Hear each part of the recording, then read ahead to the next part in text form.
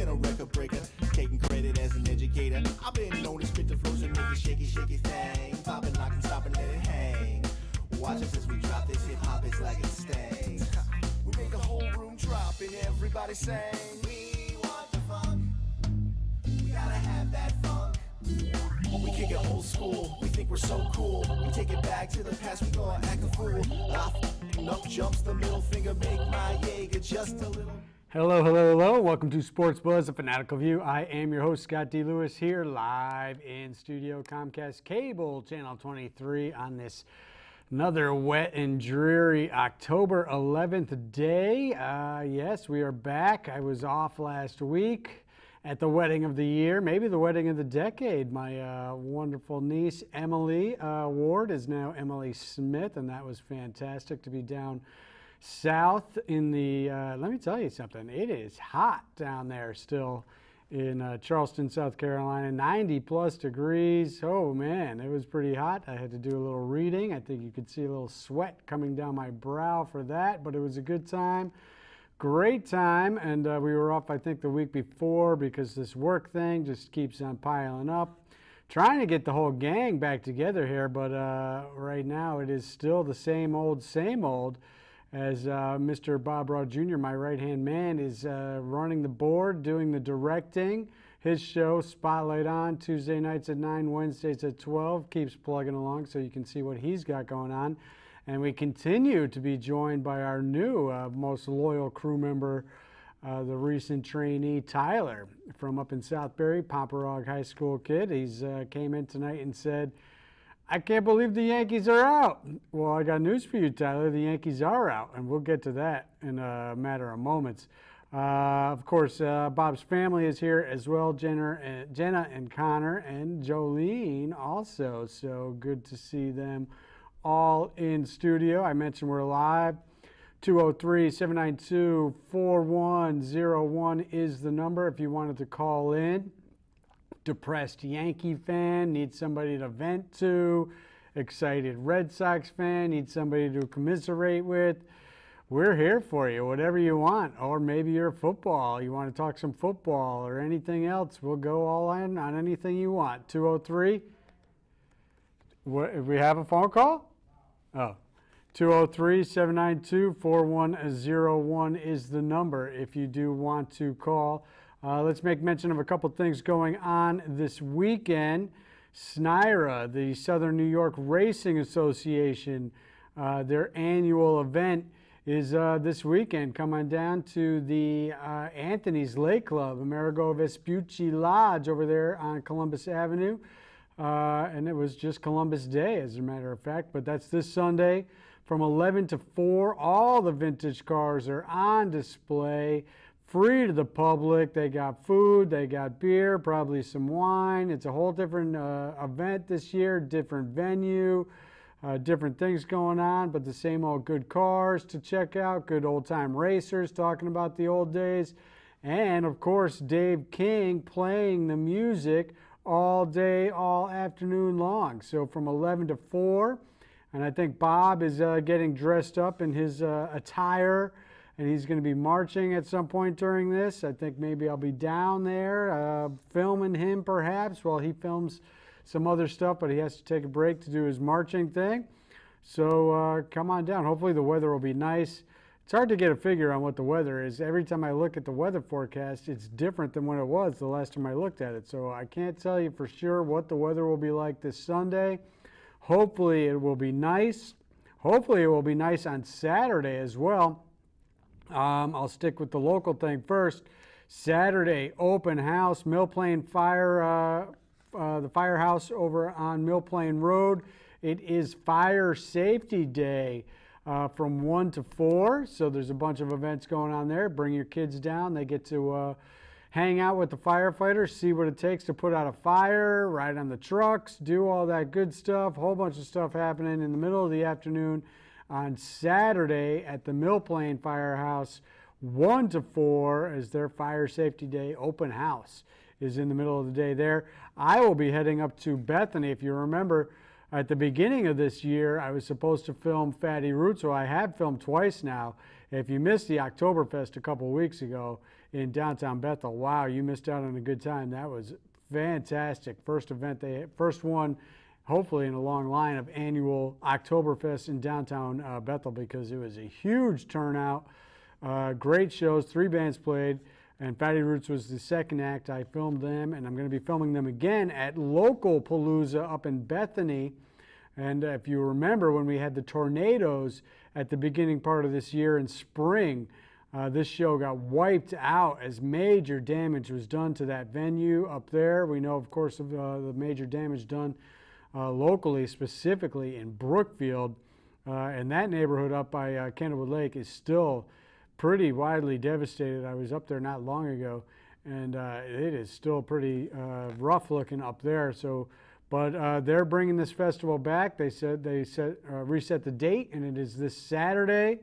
Fatty Roots goes on, I believe, at 6:30. There's going to be bands all day and all night there. Local Palooza up in Bethany, Connecticut, which is kind of in between Waterbury, Middletown area. So if you want to check that out, look it up. You can find it online, I'm sure. It's going to be a good time. Hopefully good weather. I think it might get a little chilly this weekend, but we will see about that. All right, so I think we covered all the bases on that.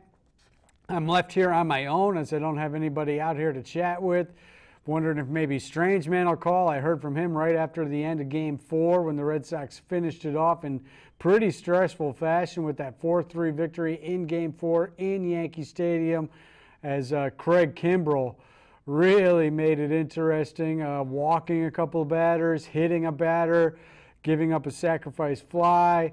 But in the end, it was a great play by Eduardo Nunez, who came up digging out that weak ground ball to third, gunned it to first, and Steve Pearce with the stretch at the bag just beat the runner. Hicks down the line, and the Red Sox win. Oh, Red Sox win, and the Yankees lose, and it's all over for the Yankees. I thought, you know, before the season started, it was pretty much set in stone. The Yankees were going to win 120 games this year, have one of the greatest seasons of all time, en route to another World Series championship as they started a new dynasty. But what happened? They did not do that. They did pile up 100 runs, and there we see from the 16-1 Game 3, just destruction in the Bronx. The Bronx was burning. We see the cycle by Brock Holt. Single, double, triple, and a home run. First player ever in Major League Baseball history to hit for the cycle in a postseason game. Pretty impressive for Brock Holt, the Brock Star, who that was the only game he played in. One of their super subs. Red Sox rely on their depth.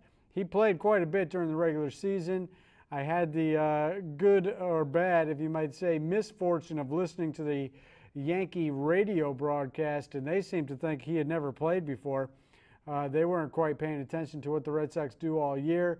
They thought it was, Cora playing some hunches, but Cora was just doing what he did all season long, shifting the lineup, rotating in and out guys based on righty-lefty pitching matchups, and it was Holt's day to play, and Holt played well. Also, they had the other contributions. Pierce was in the mix, and Rafael Devers played third, and he was in the mix as they crushed the Yankees, gave the Yankees their worst ever defeat. And we saw the pitcher there, Evaldi, pitched tremendous, 7 innings, 1-run ball game he threw there. But, the Red Sox handed the Yankees their worst ever defeat in the history of Yankees playoff losses, 16-1 on Monday night, as their supposed ace, Luis Severino, couldn't get it done. Everybody said they were all excited about how he pitched against the A's in that wild card game last Wednesday night. I wasn't so sure that people should be excited about that. He only went 4 innings. It's not like he pitched, 6-7 innings, lights out against the A's team. They pulled him in the 4th of that game. He didn't go deep. He still had a lot of questions based on what he did in the second half of this regular season and what he did in the wild card game against the Twins last year, where he didn't even last an inning, I don't think. Got blown up by the Twins last year in the postseason. So Severino still had a lot of questions, and he did not look good. Gave up a run in the second, a run in the third, and then a 7-run fourth inning where everything fell apart, and Aaron Boone came under fire for letting Severino stay in that game too long. And then going to Lance Lynn, the starting pitcher turned reliever, because they weren't going to use him as a starter in the playoffs, so they had him in the bullpen. Most everybody thought that Aaron Boone should have gone to a prototypical reliever, maybe Chad Green, hard-throwing guy, and get out of that inning with runners on base, already some runs in, and then maybe if you need Lynn for long relief after that, go to him there. But Lynn came up lame, and the Red Sox pounded him, and before they could get to Green, it was all said and done as they ran that lead up to 10-0. Eventually, I believe it was 11-1 before it got to 16-1. Biggest beatdown ever for the Yankees. And then on Tuesday night, CC, who complained about Angel Hernandez behind the mound. I mean, come on, CC, give me a break with that nonsense. You had 2 outs and 1 run in. Just finish the deal. Instead, he gives up a laser shot to Kinsler, who Brett Gardner completely misplayed, went over his head to the wall for a double, made it 2-0, and then Eduardo Nunez laced one in front of Gardner for another RBI single to make it 3-0.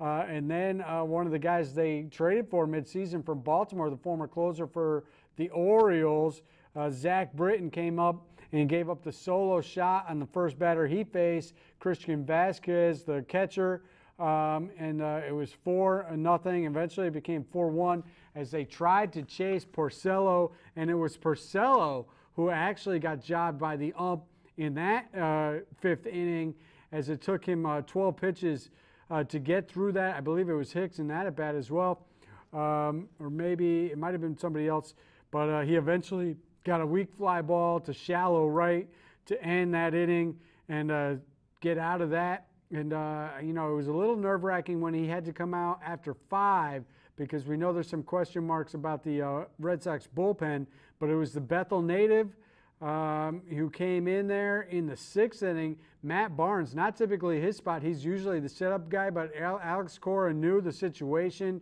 It was the meat of the Yankee order in that 6th inning. They had some runners on base in the 5th. He wanted to squash it right away, and he thought that was the biggest spot right there. He brings in his setup man, and Barnes, the Bethel kid, got it done 1-2-3 against Judge, Didi, and Stanton.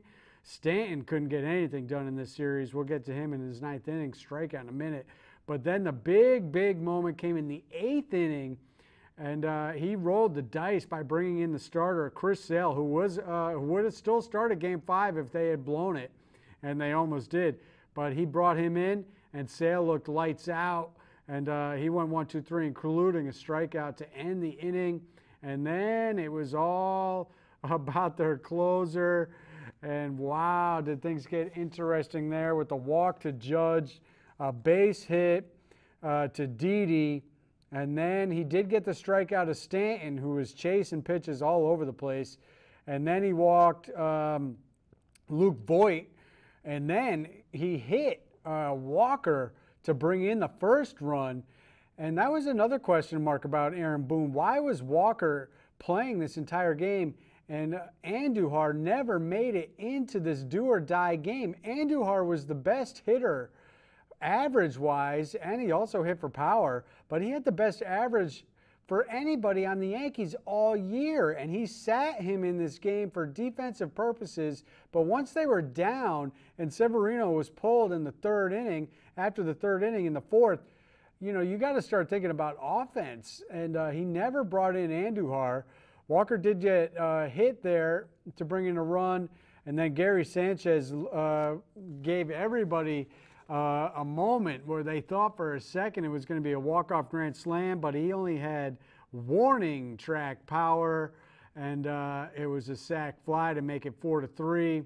And then eventually it was Hicks with the ground ball to Nunez, who came up firing, diving, throwing first baseman diving, catching, beating the tag. They reviewed it. It wasn't even close.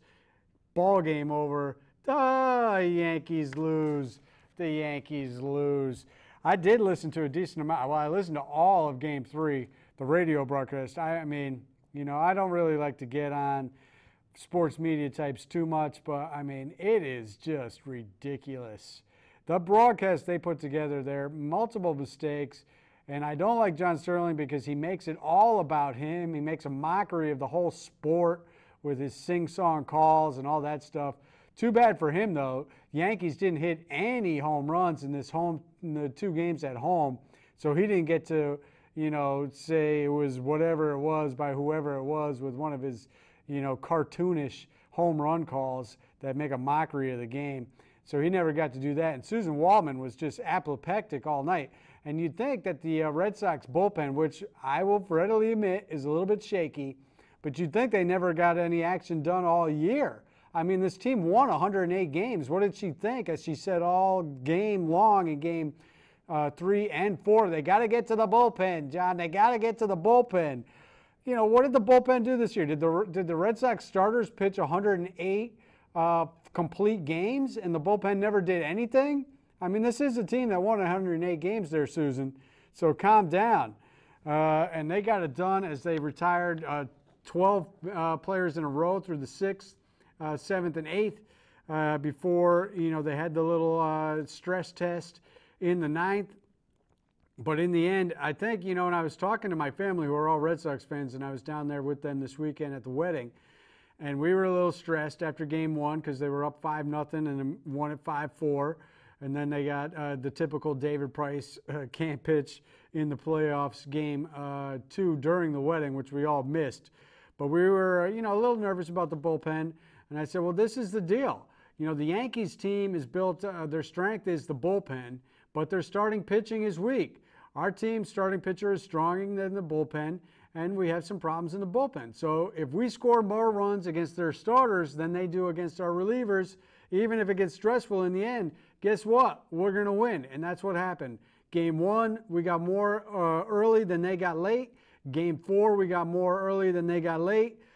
Game 2, they took care of business, whatever. They got their 1 win, and they felt happy about it, thought they were going to come home and win the series. All the media did as well. And, you know, the Red Sox had a little chip on their shoulder. I know Alexander Bogart said, you know, we had the off day Sunday. We were watching the other baseball games, and we're hearing everybody say it's going to be the Yankees in 4. And we were saying, what is going on here? We won the division 3 straight years. We got 108 wins.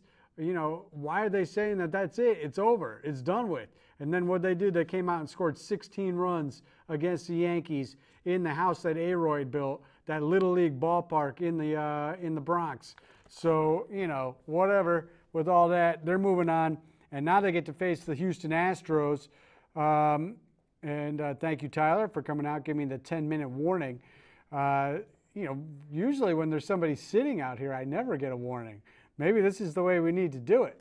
Have Tyler on the scene getting it done for me. So we got 10 minutes to go. But we need, now the Red Sox are up for a real stiff test. We know what happened last year in the LDS as they lost to the Houston Astros in 4.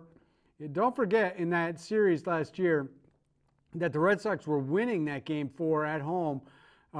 John Farrell, the former manager, completely mismanaged the bullpen, and they cost them that game 4, or else it would have gone to a win-or-die game 5 with Chris Sale on the mound. So, you know, the Astros did beat them, and they did kind of made it look easy in a sense, you thought, but especially because of what happened in game 1 and 2. But the Red Sox did come back, win game 3, and had the lead late in game 4 before Farrell completely mismanaged it. So we'll see what happens. The Astros, obviously a great team. They totally took care of business. Little bit surprised at the Indians getting swept in this series against the Astros. Really wasn't close at all. None of the games. You know, and the Astros have a couple Connecticut kids. Charlie Morton, the Reading native, former Joe Barlow standout. He's the starter. And George Springer, who's hitting home runs left and right again in the postseason. Connecticut native. I think he's from Bristol.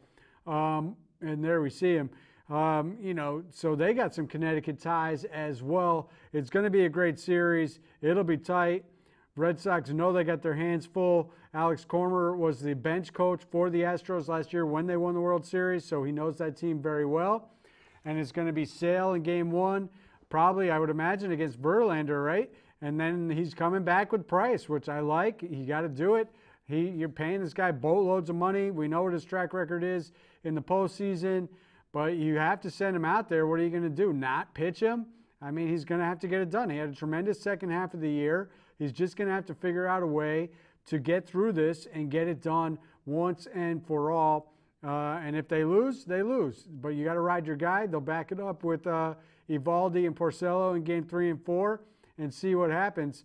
But it should be an interesting, very good series.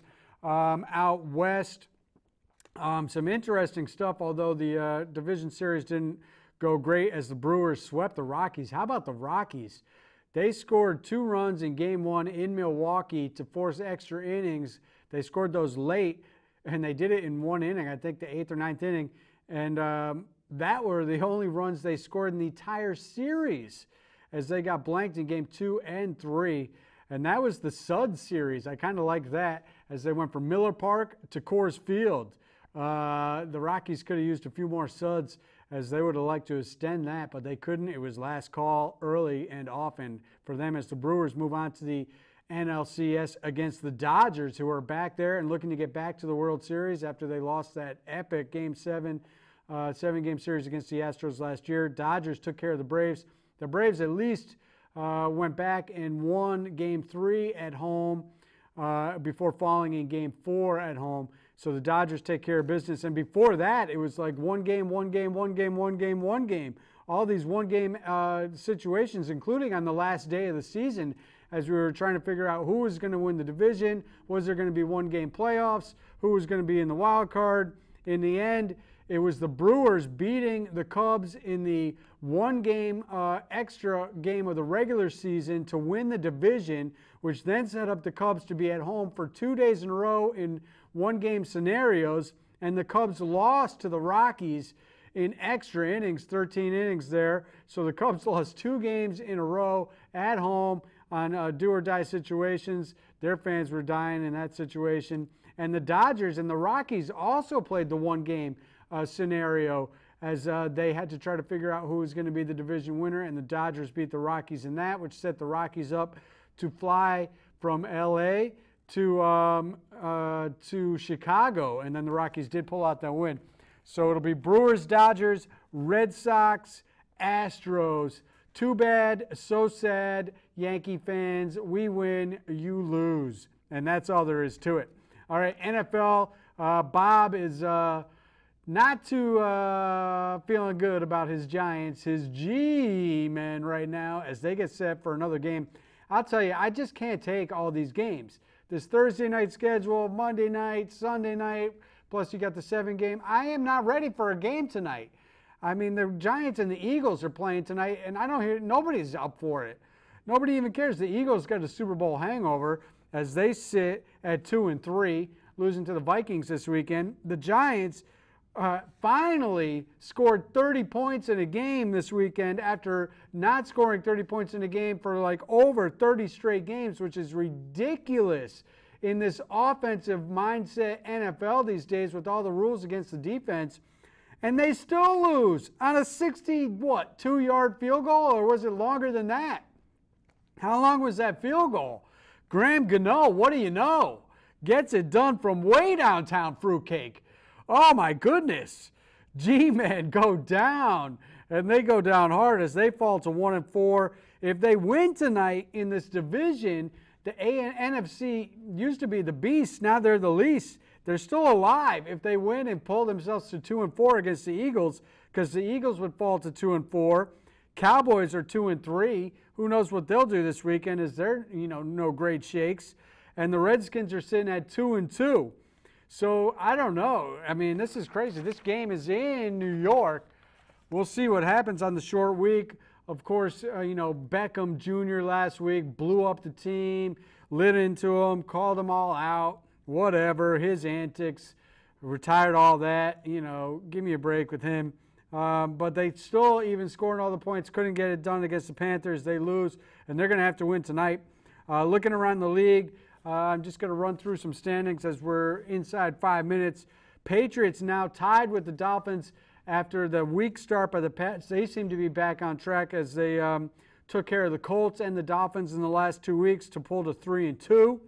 As the Dolphins were 3-0, now they lost 2 in a row, and they are 3-2 as well. Bills 2-3 in division. Jets 2-3. How about that win by the Jets this weekend as they ran roughshod over the Broncos, over 300-plus yards rushing. Isaiah Crowell had over 200 yards rushing in that game. Crazy as they were down early, but then they ran away with it and really put the smackdown on the Broncos, which was a little surprising because after the Jets won that game against the Lions on opening Monday night, you know, they did not look good at all as they got beat by the Dolphins. They lost that overtime game against the Browns. Crazy. What's with the Browns? 2-2-1. And then the Packers and Vikings are 2-2-1. What is going on? And what in the wide, wide world of sports is going on in the NFL? Some crazy stuff. A big win by the Jets. They're home this weekend against the Colts, who are not great. Patriots took care of them this weekend. So if the Jets could get a win and pull to 3-3, they would be feeling real good about themselves. Other divisions, Bengals 4-1, Ravens 3-2, Browns and Steelers both 2-2-1. Steelers looked pretty good the last 2 weeks as they try to get their act in order, as they looked pretty lousy early in the season as well. Titans and Jags are tied at 3-2. Titans have the tiebreaker already as they beat the Jags, but nobody knows what's going on with these two teams as they are up and down. Texans 2-3, Colts 1-4. Chiefs, and they come to Foxborough this weekend. Chiefs have beaten the Patriots during the regular season twice in recent years, and they have beaten them badly. Once in Kansas City, once in New England. But the Patriots have beat them in the playoffs recently, where it matters. But the Chiefs, riding the Patrick Mahomes show at 5-0, come to Foxborough. That should be a shootout. Chargers 3-2, Broncos 2-3. The Raiders 1-4. Redskins, I mentioned 2-2. We did that division already. But how about the Bears at 3-1? Packers, Vikings 2-2-1. So we're not sure what's going on with the Packers with the Aaron Rodgers injury. He hasn't looked great. He's playing through pain. We'll see what happens with them. The Lions at 2-3. So it's a little tight there. And then the Saints keep marching. 30 seconds we got. All right, we're almost out of here. Saints keep marching at 4-1. Panthers 3-1. Bucks have fallen flat after their big start, 2-2. Falcons are falling way off the map at 1-4. The Rams also 5-0, another undefeated team, and their division doesn't look great. So that's that. But big games this weekend for Chiefs, or for the Patriots and the Chiefs, and the Jets and the Colts. And then tonight, can the G-men get it done? And then Saturday night, Red Sox Astros. Sunday night, Red Sox Astros in Fenway Park. We'll be keeping tuned to that, and we will be back live next week. So we will see you then, and thanks for tuning in. Take care.